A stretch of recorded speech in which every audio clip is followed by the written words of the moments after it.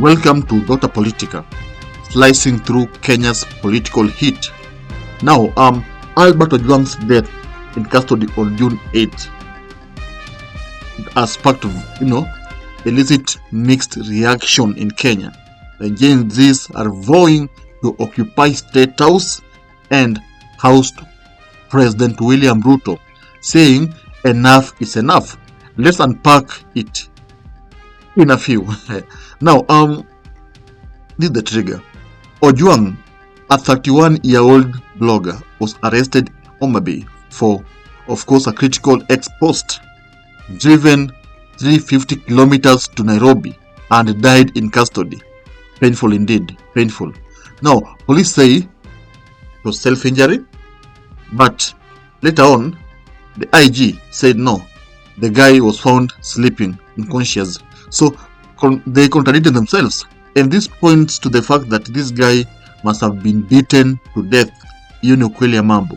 It was, even when people viewed his body, it was realized that this guy had bruises, showing that he was being beaten. That's how it is. That's how it is. Now, Gen Z's rage. Gen Z, scarred from 2024's deadly finance bill protest, is done talking. Actually, on Twitter, it's ablaze with justice for Ojwang, occupy State House. Some urging State House takeover. Of course, no firm plan yet, but their track record storming Parliament last year shows they are serious. Last year, Parliament was on fire, Kweli, and the world watched. And when Gen Z say that they can go to State House, it is something that, of course, needs to be thought about, and they're not just talking. Now, Ruto's dilemma. Ruto on thin ice. His apologies and 2024 cabinet shake-up haven't calmed the storm. The fact that he changed his cabinet and apologized to the Gen Zs are still hungry with William Samoei Ruto. Now, tracking down risks more violence. Doing nothing looks weak. Claims of conspiracies by allies like MP Kaluma only stoke anger. The problem is, some people from the government have been criticizing the Gen Zs. In fact, Ruto's apology was cancelled by Gachagua and, of course, the whole Kenya, because he said that if at all we wronged you, we apologize. Yet he knows that actually young people died. Yeah, so that was not a good way of apologizing. You should have apologized and said, "Now my government maimed and finished your children. I ask for, may you forgive me." That way, Kenyans would have taken it. Now, these are the stakes. Kenya's youth, of course, Kenya is comprised of over 60% of the youth. In the population, and they are fed up with joblessness and repression. Gen Z's digital defiance is potent but risks chaos without focus. Yeah, the fact that Twitter is the biggest campaigning field for Gen Z's.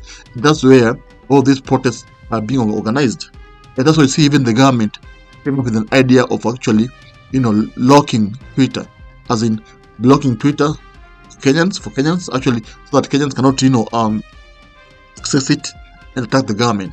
So, what is next? Ruto must choose.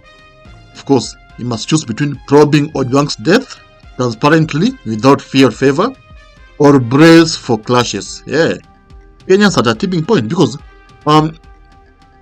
Langat, who is Ruto's appointee, the DIG, Deputy Inspector General, is allegedly the person who, of course, ordered the arrest. Now, after the arrest, Ojwang died, and people don't know what might have happened some minutes before his death. Was he beaten? Was he poisoned? Or whatever. But now, Ruto must order the probe, because he's the president. He must probe this issue, and it must be transparent. This is the only way he can quell Kenya's hunger. But if he decides to, take sides and, brush it off, I think the Gen Zs will not be happy with him, and the whole country will be disappointed in the president. Now, this is Peter Ogutu, Dr. Politica. The question is, can Gen Z shift the system? Drop your takeout